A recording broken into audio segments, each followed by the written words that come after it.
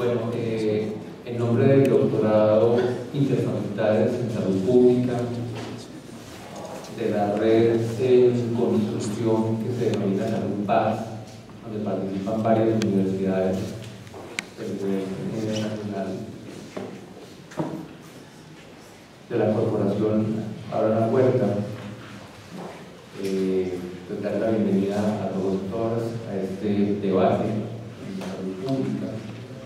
El día de hoy está dirigido a crear un espacio de discusión pública con fundamento académico, pero también de participación, en particular el del día de hoy, una participación muy grande, muy fuerte de las organizaciones, de la sociedad civil y del campo en particular, a que hablemos y discutamos sobre lo que significa en el marco de los acuerdos entre la FARC y el gobierno, de lo que significa el Plan Nacional de Salud Rural, que está contemplado en el acuerdo número 1 de reforma rural integral, pero también vinculado a otros temas relacionados con salud, como lo que tiene que ver con la atención psicosocial de las víctimas del conflicto armado, lo relacionado con el Plan Nacional en relación con drogas, la comprensión del consumo de drogas como un problema de salud pública y, por supuesto, todo lo que tiene que ver también con la situación de los excombatientes de la FARC en materia de salud. Digamos que son 4 aspectos que están disgregados a lo largo de los diferentes acuerdos, que no se pueden, digamos, tomar de manera aislada, aunque un eje conductor pudiera ser lo previsto en el acuerdo número 1 o en el componente 1 de reforma rural integral. Entonces, lo que estamos invitando a debatir el día de hoy es qué aspectos deberían ser tenidos en cuenta en este campo, sobre todo considerando la situación de salud de la población que habita el campo del país, esta situación histórica de inequidad, de desigualdad, de expoliación de los territorios, pero también cuál ha sido la situación y el comportamiento del sistema general de salud y seguridad social en el marco de la medicina en relación concretamente con la población que habita el campo. Y una situación que lo complejiza, si es que los campos también están vía de desplazamiento y violencia en muchas regiones del país desocupados, porque 8 millones de víctimas se encuentran en las ciudades intermedias, en los cascos urbanos, lo cual también complejiza ese término del Plan Nacional de Salud Rural, porque hay una población que pudiera y debiera volver al campo en el marco de todo lo que significa todo el proceso de justicia, verdad y reparación de las víctimas del conflicto armado. Pues bien, creo que tenemos un tema completamente vigente, absolutamente necesario en el marco de la construcción de equidad y justicia social, y el doctorado en particular, en su secuencia de debates que se hacen mensualmente, ha querido darle prioridad a esta temática. Para ello, el día de hoy, entonces, se ha planteado la metodología que fue planteada también a la Red Salud Paz, en el sentido de poder destinar una primera presentación que nos va a hacer el profesor Mario Hernández, médico, historiador de la Universidad Nacional y coordinador del doctorado, una presentación de contexto en dónde están ubicados estos elementos del acuerdo, qué significan los acuerdos y qué tiene que ver esto con la situación más general del sistema de salud, que pensamos sea un buen abrebocas para el debate ya más en profundidad sobre el Plan Nacional de Salud Rural. Y para ello, pues tenemos la suerte de contar hoy con una muy buena participación de nuestros invitados que nos acompañan por la ONIC, por los pueblos indígenas de la Organización Nacional Indígena de Colombia, el compañero Rosendo Auro. Él pertenece al pueblo indígena Ticuna de la Amazonía, y en este momento él es el consejero de la ONIC para la medicina tradicional y la salud occidental. está con su equipo, o parte de su equipo de salud de la Organización Nacional Indígena. Queremos agradecerles que hayan tomado, porque es una convocatoria muy rápida, el cuerpo.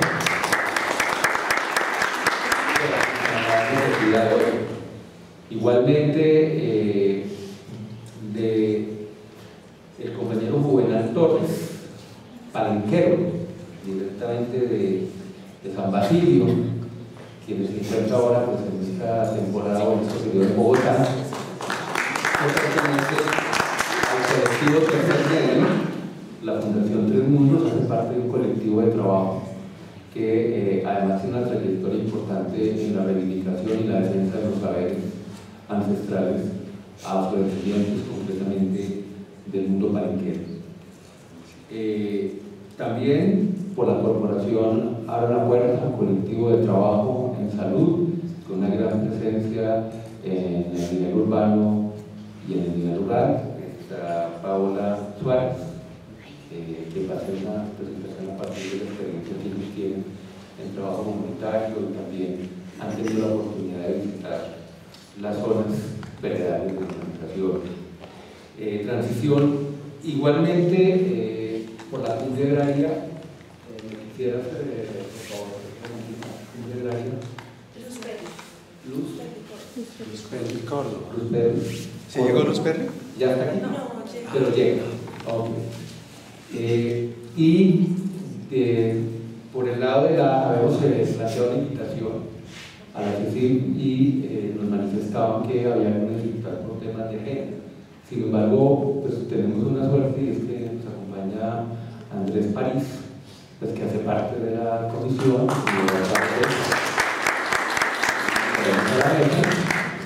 y de la Mesa Nacional de Atención Psicosocial a las Víctimas, concretamente de la Corporación AOE. Nos acompaña, tengo el apellido, disculpe, confirmaron ahora la doctora AOE, la doctora Dora. Está aquí Dora Lanchero. Lanchero, no ha llegado, pero está confirmada, ya viene también. Entonces, con esta presentación creo que no se me escapa a nadie. Hemos tratado entonces de que del sector rural lo hagamos con sus sujetos concretos, indígenas, afro, campesinos, víctimas. Por supuesto, tener la participación de las FARC es importante para nosotros y de lo que tiene que ver con la atención psicosocial. Entonces damos inicio, invitamos al profesor Mario Hernández a hacer la primera presentación y en la segunda parte pues, ya invitamos a los demás ponentes a la mesa. Muchas gracias y ojalá tengamos un gran debate. Yo les invito, si quisieran, como que nos acercáramos, en auditorio un poco más compacto, el auditorio un poco frío. Los que están arriba pasan acá abajo. Vamos a tener la oportunidad de tener un diálogo más directo y más cálido. Muchas gracias y ojalá que tengamos un debate muy exitoso.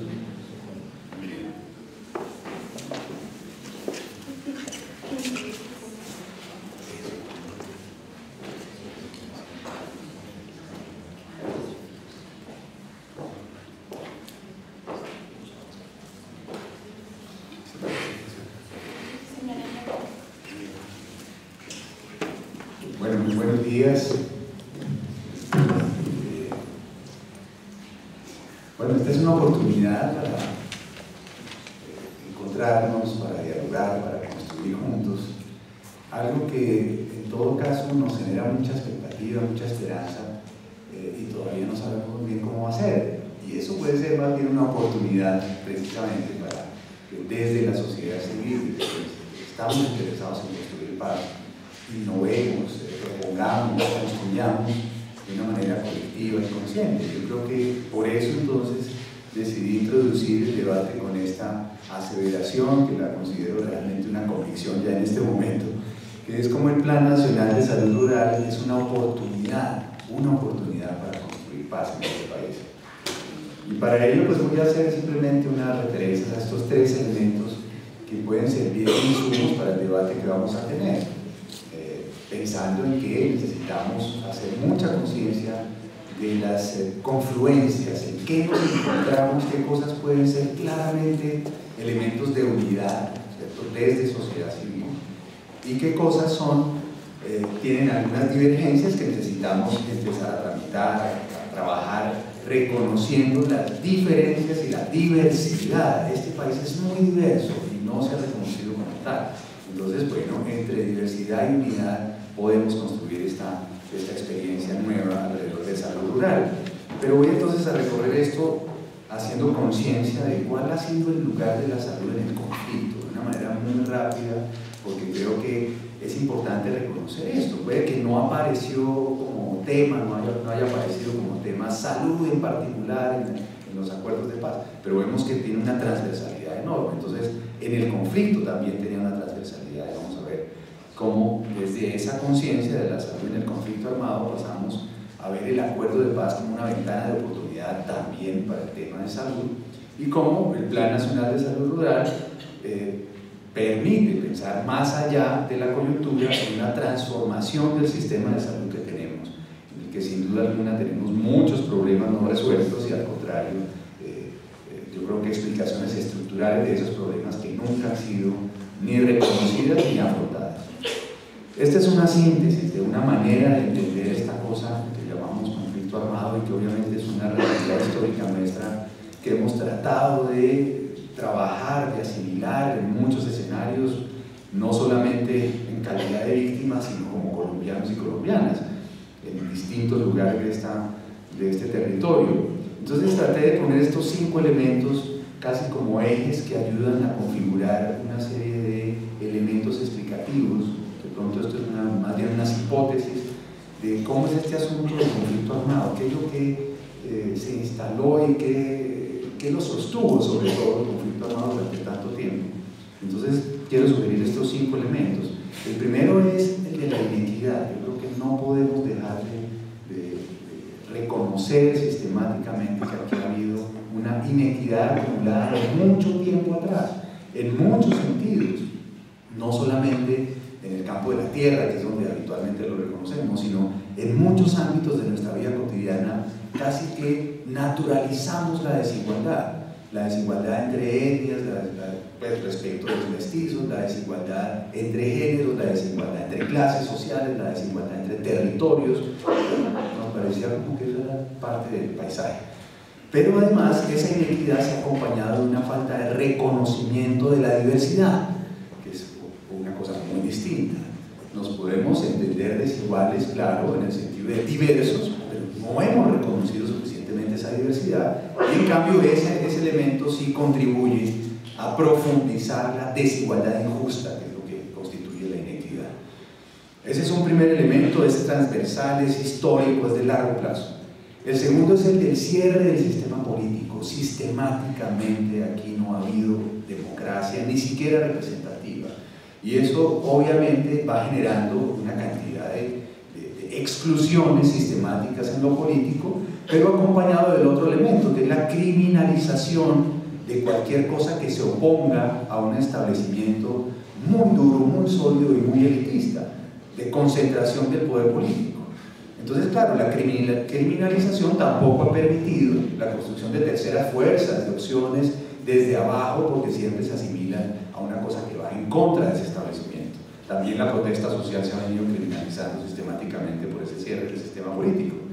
Pero además esto se ha dado en ausencia, podemos decirlo sistemáticamente, de una garantía plena de derechos, a pesar de las expresiones bellísimas en la Constitución, en los pactos internacionales, en las leyes, que sí, que la educación es un derecho, que la salud es un derecho, no se ha garantizado nunca, y podemos demostrarlo, y al contrario ha reproducido una desigualdad entre pobres, medios y ricos, porque claramente los derechos están atados a la propiedad de las personas, no a la condición de ciudadanos. Si uno es ciudadano, pues tiene unos derechos universales, todo, sea rico o pobre, no, aquí está atado a la condición de capacidad de pago. Usted tiene que demostrar ser pobre para merecer algún esfuerzo colectivo que pueda, no sé, darle algún subsidio. Fíjense que la palabra es subsidio, no es derecho. Y esto ha generado una cultura terriblemente individualista. Esta idea muy, digamos, impulsada desde el norte global, desde los grandes imperios, diciendo, no, es que aquí cada uno hace su vida con su propio esfuerzo, y eso va generando más o menos el sálvese quien pueda. Aquí hemos perdido la lógica de la solidaridad, porque estamos en el orden del sálvese quien pueda, y el cómo voy yo ahí, entonces cómo utilizo todo lo que sea para mi propio beneficio, no importa si es recurso público, privado, qué sé yo.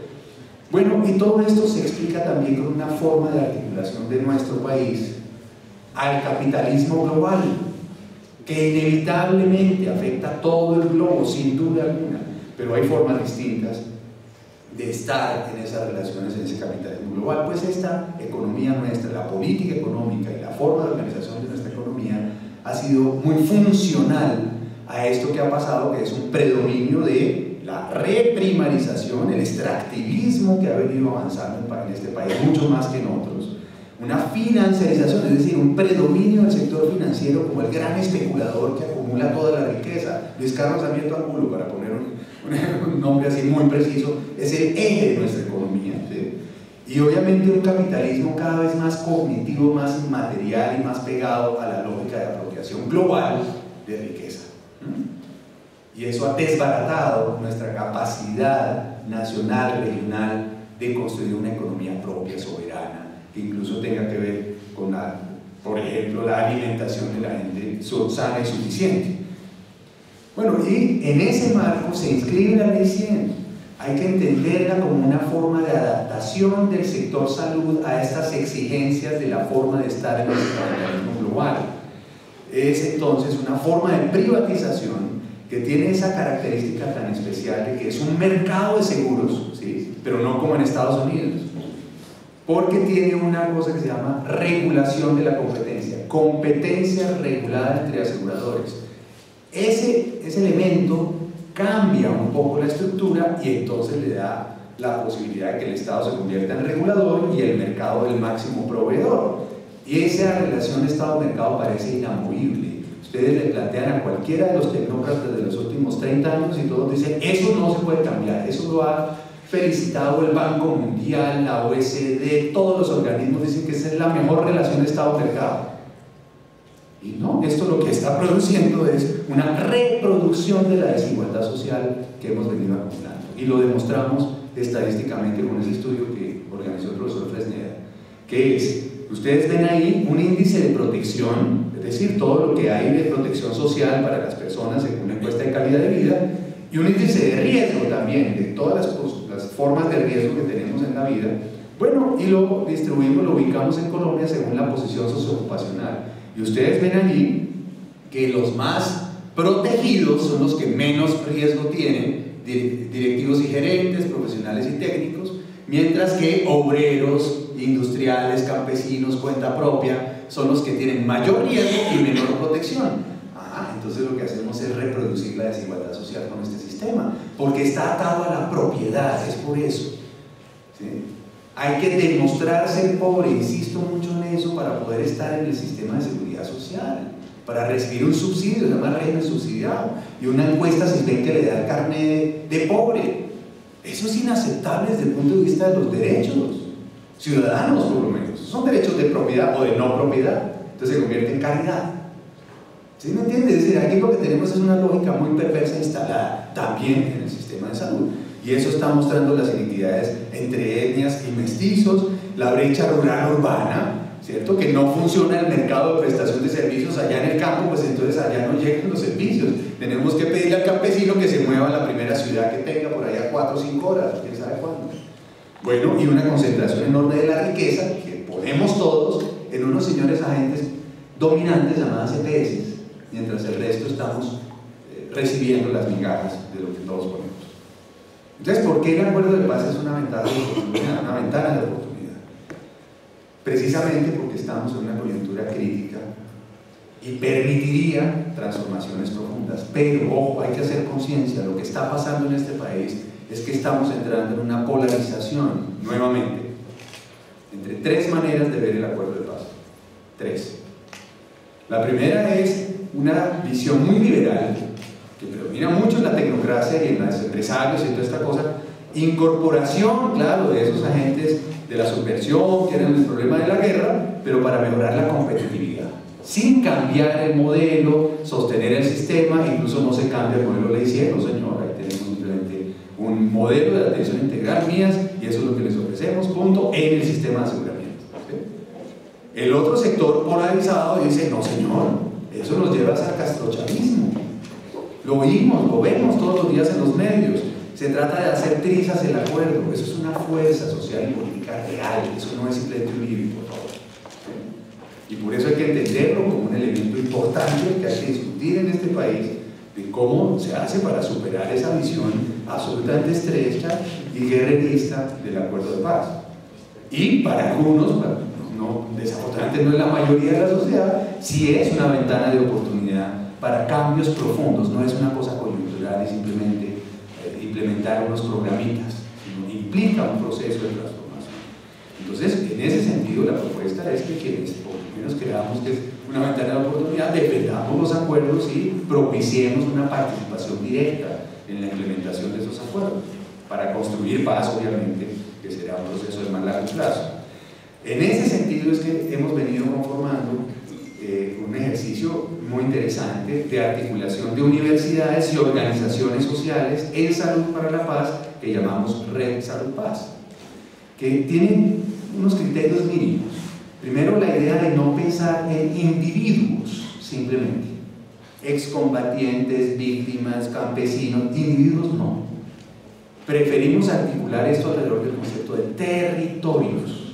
territorios con una conflictividad entre visiones distintas de ese territorio y posibilidad de transformación, pero que siempre se da en una lógica colectiva, lo que implica también participación de todos aquellos que construimos o construyen el territorio, construcción social de la salud en ese territorio y una transversalidad de la salud que va más allá de la atención de individuos, de la atención de enfermos.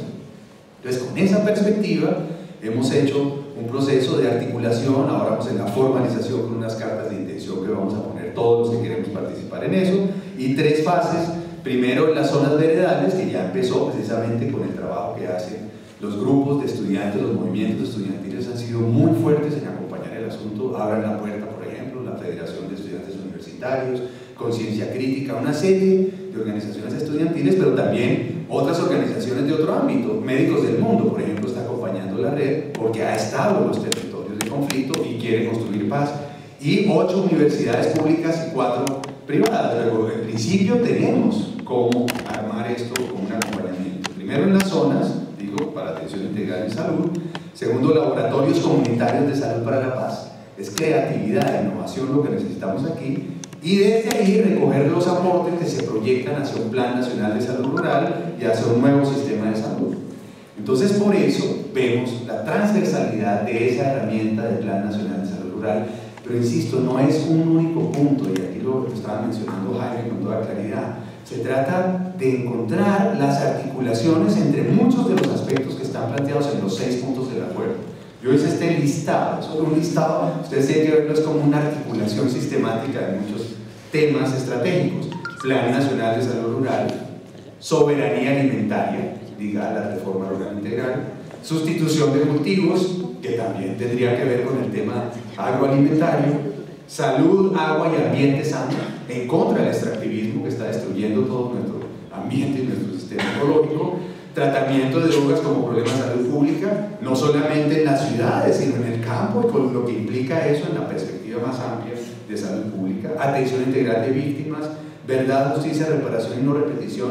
Eso tiene mucho que ver con los procesos de reincorporación, con la forma como efectivamente se pueden generar procesos de formación en salud para excombatientes, pero también trabajar con víctimas en una serie de asuntos, reincorporación, reconocimiento de saberes y formación en salud, y hemos dicho no solo en salud, sino precisamente en lo que tiene que ver, como lo decíamos con la Facultad de Medicina Veterinaria, en todo lo agroecológico, la construcción de una nueva manera de trabajo en el campo, que sea además saludable, democratización y participación en salud, y vemos como una articulación necesaria con los planes de desarrollo con enfoque territorial, los PDS en los 167 municipios. Luego, esto es solo una manera de ver cómo hay muchas cosas que hacer en un proceso de acompañamiento de la implementación del acuerdo.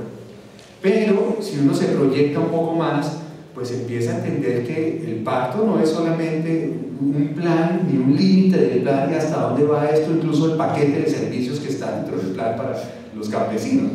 Tendría que ser una cosa que nos abrir la puerta, abran la puerta, no solo la ventana, abramos la puerta, ¿cierto? Para hablar de un nuevo pacto social y político muy amplio que incluye la salud como un elemento de nueva relación sociedad-naturaleza. Mire, por donde vamos estamos destruyendo este país y no nos estamos dando cuenta de eso. Estamos destruyendo, más que cualquier otra parte del mundo, pero de manera sotoboche, nadie se da cuenta, ¿sí? Las licencias, si ustedes ven, las licencias de minería, las concesiones mineras aumentaron 83% del gobierno Uribe, así que, y eso sigue aumentando todos los años, y eso no lo estamos teniendo en cuenta. ¿Para qué? Para construir ciudadanía social, para rescatar el concepto de bienes comunes, derechos de la naturaleza. Lo vienen haciendo nuestros vecinos, Ecuador, Bolivia, bueno, una serie de dinámicas internacionales que nos permitirían repensar el acuerdo social con salud como algo que aporta alternativas a ese desarrollo, ¿sí? Otra manera de pensar nuestra sociabilidad y nuestra economía, y buscar derechos interdependientes que vayan transformando la cultura que tenemos, que eso implica democratización, es una serie de cambios en el ámbito político, en el sistema político. Acompañaríamos el proceso que está proponiéndose en el acuerdo, pero también en la política económica, en la política fiscal. ¿Cómo así que seguimos quitándole peso a los grandes rentistas de este país y cargando a la población general con esos impuestos como el IVA, por ejemplo, ¿no? Bueno, cosas de ese estilo tendríamos que repensar seriamente en un proceso de transformación. Y en salud en particular, y ahí viene un poco el diálogo que tendríamos que hacer entre salud rural y nuevo sistema de salud, ¿cierto? Para todos y todas, precisamente pensando en que el derecho a la salud no es solamente la atención individual. Hicimos en algún momento un proyecto de ley estatutaria que desafortunadamente no se desarrolló por la correlación de fuerzas del momento, pero que podría repensarse ahora, donde decíamos, mire, esta es la jurisprudencia internacional, el derecho a la salud incluye todos estos componentes: vida digna, libertad y autonomía en muchas expresiones, morir dignamente, no discriminación, no ser sometido, agua potable a condiciones sanitarias suficientes, saludables, alimentos sanos y nutrición adecuada, vivienda digna, condiciones en el trabajo, ambiente sano, todo eso es salud. Y se puede perfectamente generar un debate sobre nuestro pacto, sobre el derecho a la salud, además de ese punto 12, de acceder a unos bienes y servicios cuando se enferman, claro que sí, y participar en todos los procesos. Entonces, claro, eso implicaría un reordenamiento del sistema que tenemos, que precisamente rompería con la lógica de la financiarización, la intermediación financiera de las EPS, no EPS, primera cosa. Segundo, recursos públicos integrados y administrados territorialmente para articularse con otros recursos de otras instancias, otros sectores, pero esa administración con vigilancia, participación social, colegiatura, ¿cierto?, en los territorios y con toda la diversidad que implicaría el reconocimiento de la interculturalidad. Ahí tendríamos otra lógica. Esta sería la forma de organizar el financiamiento. Existen experiencias en el mundo que lo han demostrado. Es mucho mejor tener un fondo público único que se administra territorialmente como público, sin ningún tipo de lucro en esa función administrativa, y al contrario con el máximo de vigilancia como recurso público, para que en el territorio se pueda articular en territorios de salud que no necesariamente son municipios o departamentos, no, son territorios de salud que se pueden definir culturalmente, técnicamente, por epidemiología, demografía, todo lo que ustedes quieran, condiciones de vida, y allí armar, ahí sí, planes de salud territorial con toda la especificidad cultural que requiere, por ejemplo, el reconocimiento de nuestros conocimientos o saberes ancestrales, y bueno, hacer que la atención primaria, ahí sí, sea un puente de relación con todas las redes de servicios, redes integradas, complementarias, no competitivas, superar esa lógica de la competitividad y más bien hablar de la cooperación, la articulación entre públicos y privados, porque no tenemos toda la red pública suficiente para responder a esto, pero hay que recuperar esa red pública y generar entonces otro tipo de relación entre los agentes de servicios de salud y las poblaciones y comunidades en los territorios. Entonces, fíjense, si hay alternativas y podríamos entrar en un proceso colectivo de construcción conjunta, pero necesitamos hacerlo muy consciente, hacer gestión de ese trabajo en los territorios, articularnos todo el tiempo y, bueno, construir paz desde abajo, pero eso implica, ojo, nueva sociabilidad y nueva institucionalidad pública. El Estado no es Santos, el Estado no es el gobierno nacional, el Estado se construye en el nivel local y se puede crear otro tipo de Estado democrático, local, garante de derechos que implique transformaciones más estructurales, precisamente en ese desde abajo.